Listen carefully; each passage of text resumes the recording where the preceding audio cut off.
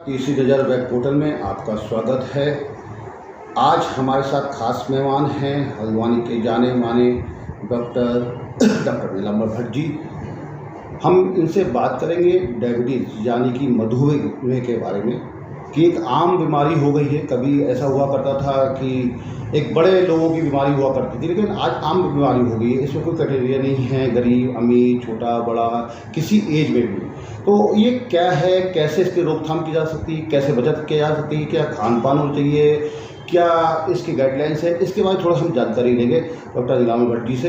Doctor साहब, आपका बहुत बहुत स्वागत है। धन्यवाद अनुराग वर्मा जी, आपका ये प्रश्न बहुत अच्छा है कि क्यों हो रहा है, कैसे हो रहा है, अधिक हो गई है। ये वास्तविकता है। मधुमेह रोग का जो उत्तराखंड में जो प्रेवलेंस है, जो लेटेस्ट सर्वे है, इसके द्वारा ये देखा गया है इस सर्वे की रिपोर्ट के अनुसार कि 12 से 13% लोगों में ये मधुमेह रोग उत्तराखंड में भी है। तो अगर हम प्री डायबिटीज़ के मरीजों को भी जोड़ दें, जिनको कि होने वाली है संभावित, जिनका एक लेवल होता है अभी मैं बताऊंगा, उनको भी जोड़ दें तो एक प्रतिशत जो है डायबिटीज़ का 20% 22% तक हो जाता है। तो किसी एक आबादी में, वयस्क आबादी में, इतना वयस्क आबादी की बात होती है 18 साल से 20 साल से ऊपर वालों की, इतना प्रतिशत इस रोग का होना अपने आप में चिंताजनक है।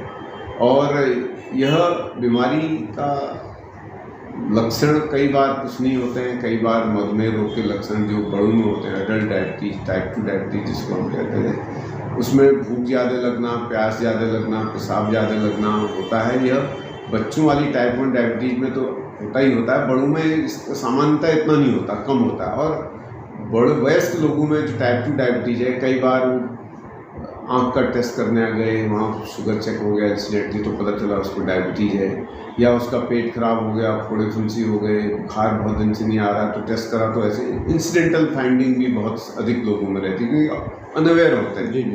तो इसके लिए नॉर्मल ये जानना ज़रूरी है कि एक सामान्य व्यक्ति का शुगर का लेवल क्या होता है। ब्लड शुगर बिना कुछ खाए, सुबह बिना चाय पिए अगर टेस्ट करें, रात्रि के खाने के बाद 10-12 घंटे 10 घंटे मिनिमम फास्टिंग में, तो 100 से नीचे होना चाहिए नॉर्मल व्यक्ति का।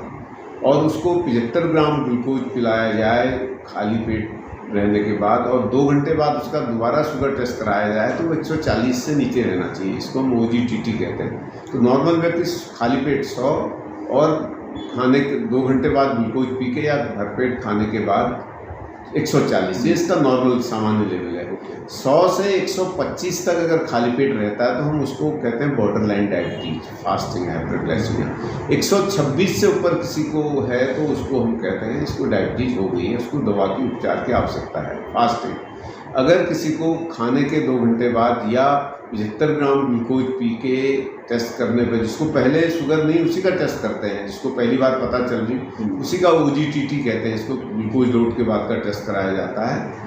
जिसको पहले से शुगर है उसको दोबारा से ग्लूकोज पी के टेस्ट करने की ज़रूरत नहीं है। उसका 140 तक नॉर्मल है, 140 से 199 तक बॉर्डर लाइन केस है। 200 के ऊपर डायबिटीज़ की दवा देने की ज़रूरत होती है। तो हमारे पास एक नॉर्मल पॉपुलेशन हुई, एक हुई प्री डायबिटीज। प्री डायबिटीज में फास्टिंग 100 से 125, खाने के बाद के 140 से 199। जो फुल फ्लैश डायबिटीज हम कहते हैं उनका खाली पेट 126 से ऊपर और खाने के बाद 200 से ऊपर, इनको दवाइयों की आवश्यकता होती है। प्री डायबिटीज को अपने खान पान पर रेस्ट्रिक्शन, वेट कम करना और एक्सरसाइज करने से कंट्रोल में रहते हैं। देर सवेर साल 2, 3, 4, 5 साल बाद प्री डायबिटीज कन्वर्ट डायबिटीज में होता है। लेकिन अगर वो आदमी प्री डायबिटीज में पता चल गया, अपना ख्याल रखता है, तो हो सकता है कि डायबिटीज रिवर्सल पुरानी नॉर्मल स्थिति में भी वर्षों तक है। रिवर्सल डायबिटीज कहते हैं, ऐसा भी देखा जाता है।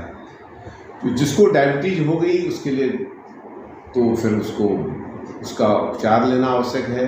उसके लिए उपचार के 3 मुख्य बातें हैं। एक तो डाइट कंट्रोल उसका ज़रूरी है, आहार क्या हो, एक विस्तृत विषय है। दूसरा उसका फिजिकल एक्टिविटी होनी चाहिए। अगर आदमी चल फिरने में सक्षम है, उसको कोई बीमारी नहीं जिससे चलने फिरने में कोई दिक्कत है, तो तब नहीं कर सकता।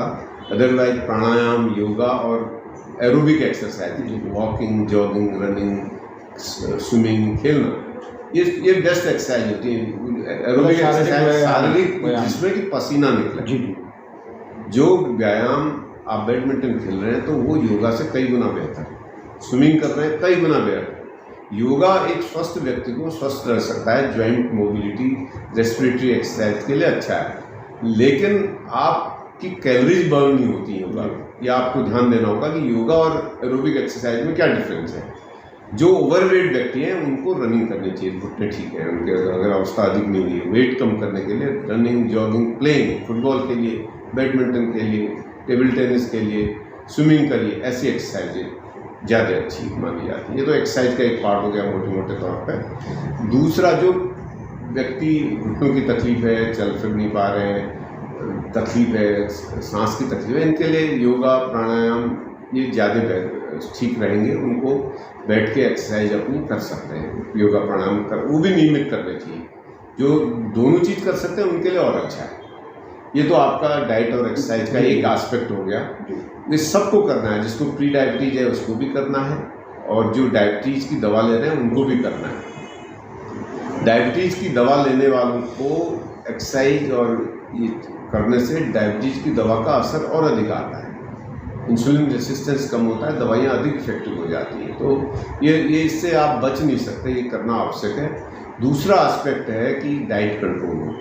एक व्यक्ति जो स्वस्थ है, बहुत अधिक वेट है, तो उसकी डाइट और कम की जाती है। टोटल कैलोरीज को हम देखते हैं, टोटल कैलोरीज उसकी रिड्यूस करनी पड़ती हैं, और कैलोरीज में जो टोटल दिन भर का खाना है उसमें कार्बोहाइड्रेट और फैट की मात्रा कम होनी चाहिए। प्रोटीन पर्याप्त ले सकते हैं, कार्बोहाइड्रेट रिच जो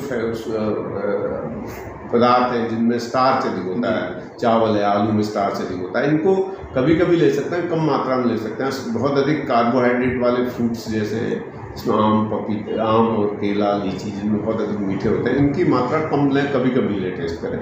जो फीके फल हैं, आड़ू, सेब, नाशपाती, पपीता, एप्पल, ये फल नियमित रूप से आप ले सकते हैं, और खाना सीमित मात्रा में रखें। और जो खाने में जो तेल की मात्रा अधिक, नॉनवेज अगर आप लेते हैं तो नॉनवेज में आप ध्यान रखें कि रेड मीट बिल्कुल न लें, वाइट मीट, चिकन या फिश लें, उसमें तेल की मात्रा कम से कम हो। अगर आप ग्रिल्ड लें, तेल में लगाएं, या बॉइल्ड चिकन लें, तो वही आपके लिए उपयुक्त होगा डायबिटीज़ के मरीजों के लिए।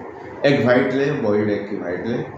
जैसे लोग उसमें खूब तेल डाल के ऑमलेट बनाते हैं, तो तेल अधिक पड़ गया तो वो भी नुकसान करता है। घी तेल किसी भी प्रकार का है वो कम से कम इस्तेमाल करना है, चिकनाई नहीं करनी है। जो चीज़ें खाने में बिल्कुल अवॉइडेबल हैं, जंक फूड, पेप्सी, कोक, ये जो पैकेज्ड फूड यूसेज हैं, और पेस्ट्री, केक, पिज़्ज़ा, बर्गर, ये बिल्कुल नहीं लेने चाहिए। हाई कैलोरी फूड है। एक पिज़्ज़ा में छोटे पीस में भी 300-400 कैलोरीज होती है। हम डायबिटीज़ के व्यक्ति को 1200-1400 कैलोरीज रोज दे रहे हैं। आपका एक पिज़्ज़ा के पीस में इतना हो गया।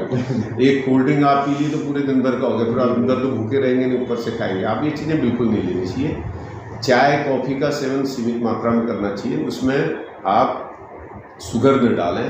कुछ लोगों को भ्रांति रहती है कि गुड़ लेते हैं, गुड़ भी एक कार्बोहाइड्रेट का ही रूप है, गुड़ भी अवॉइड करें। इसके लिए स्वीटनर, आर्टिफिशियल स्वीटनर आते हैं, कुछ नेचुरल स्टीविया के प्लांट के डेरिवेटिव हैं, उनके साइड इफ़ेक्ट नहीं, वो वाले टैबलेट्स, उसका पाउडर आता है, वो अगर इच्छा होती है तो उसको यूज कर सकते हैं। तो ये मोटे मोटे तौर पर खाने की बात है। खाना सीमित मात्रा में रखना चाहिए। चावल मांड निकाल के ले सकते हैं कभी, थोड़ी मात्रा में। रोटियां भी कम लेनी है, मात्रा भी खाने का ध्यान। खाने की 3 बातें ध्यान रखना जरूरी है कि खाने का समय निश्चित है, खाने की मात्रा रोज की बराबर है, निश्चित है, और उसकी जो आइटम जो नहीं खाने वो नहीं खाने, कभी नहीं खाने। और जो शुगर ठीक आ भी रही किसी व्यक्ति की, तो आज आप खाने का बदपरहेजी नहीं कर सकते। सर, अक्सर जिनको शुगर होती है जी, तो उनको खाना कहते हैं कि पार्ट में ले जाएगी, 2-3 घंटे के अंतराल में थोड़ा ऐसा है। खाना 2-3 घंटे में ज़रूरत नहीं होती है। आपका प्रिंसिपल मील्स जो हम डिसाइड करते हैं वो 3 बार का है। जो वेस्टर्न कल्चर में आप एक बार, हमारी तरफ पूरा पेट भर खाना कभी नहीं खाते हैं वेस्टर्न डाइट में। आप वो दिन भर में एक बर्गर ले लेते हैं, शाम को एक उन्होंने केक ले लिया, या शुगर फ्री केक या फैट फ्री केक ले लिया, उतना ही खाते हैं। रात का खाना एक बॉइल्ड चिकन का पीस लेते हैं। पेट भर हमारी तरफ पेट में सब करके 4 रोटी, सब्जी, दाल, फ्राई, ऐसा कुछ नहीं खाते। वेस्टर्न कल्चर नहीं है, वो सलाद खा लेते हैं, उनका एक मील हो गया। क्या हम ऐसा मील ले सकते हैं? हम सलाद से एक मील का मतलब सलाद ले गए, एक मील का मतलब एक सेब हो गया, एक मील का मतलब एक चाय हो गया, तो ये भी सब मील में ही काउंट होंगे। हाँ, आप सुबह ब्रेड टी पी रहे हैं वो भी मील है, आप नाश्ता कर रहे हैं वो भी मील है, 11 बजे चाय पी रहे हैं वो भी मील है, लंच कर रहे हैं 1-2 बजे वो भी मील है, शाम को चाय पी फल खा लिया वो भी मील है। तो मील तो कितने हो गए दिन भर में? आपने खाना प्रिंसिपल 3 खाया लेकिन 6 बार हो गया, चाय तो पी, बिस्किट तो खाया। जेनेटिक बीमारी भी तो है एक तरह से। ये देखा गया है कि जिनके माता पिता दोनों को शुगर है, एक 40 साल की उम्र के बाद, अब तो जल्दी होने लगी, तो बच्चों में भी अनुवांशिक होने की हेरिडिटरी टाइप 2 डायबिटीज में देखा गया है। बच्चों में भी जेनेटिक भी है, और जेनेटिक जिनको नहीं है उनको भी काफ़ी हो रही। लाइफस्टाइल है, स्ट्रेस है, फिजिकल इनएक्टिविटी है, हमारा केमिकल कंपाउंड्स को एक्सपोजर है, हर चीज़ में तो हम केमिकल को एक्सपोजर है। तो केमिकल डिस्ट्रप्शन बॉडी के, लाइफस्टाइल, स्ट्रेस, फिजिकल इनएक्टिविटी, बैठे रहना, तो ये सब बातें मिलके जो है डायबिटीज़ को डेवलप कर रही हैं। क्या इससे कुछ ऐसा जिनके घर में किसी को नहीं है डायबिटीज़, वो प्रिकॉशंस ले, ऐसा कुछ करें कि जिससे कि ये इससे काफ़ी हद तक बचा सके? तो उसके लिए क्या एक्टिविटीज़ हैं और क्या खान पान, कैसे उसको बचा जा सकता है इस चीज़ से?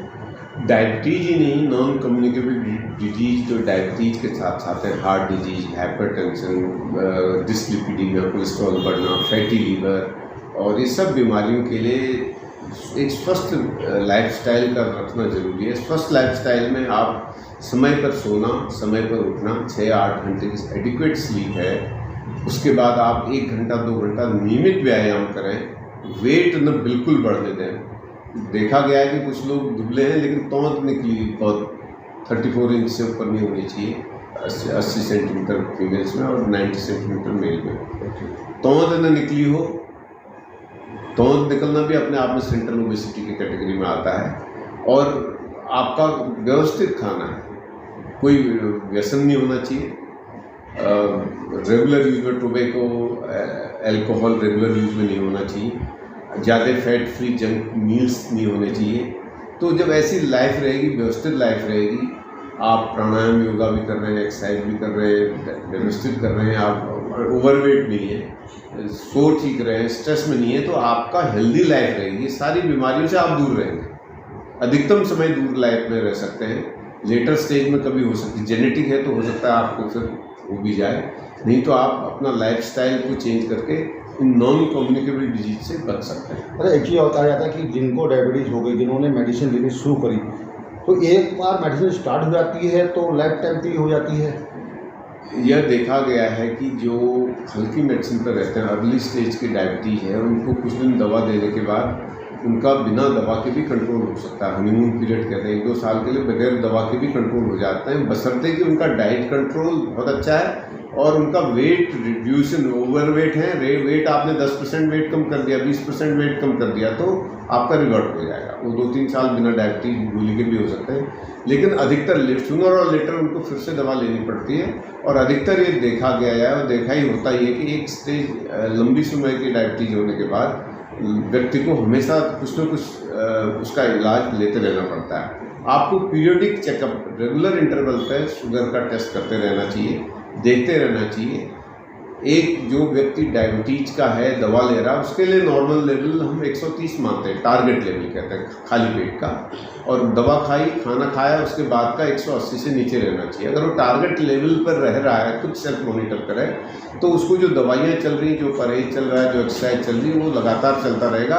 अगर वो टारगेट लेवल से बाहर चल रहा है तो उसको फिर दवाइयाँ बदलने की ज़रूरत पड़ती है। ऐसी अवस्था में उसको डॉक्टर को कंसल्ट करना चाहिए। धन्यवाद डॉक्टर साहब। डॉक्टर साहब ने बहुत अच्छी जानकारी दी है और हम चाहेंगे कि इस जानकारी का अधिक से अधिक लोग फ़ायदा उठाएं और उससे बच के रहें। धन्यवाद। ठीक है, धन्यवाद।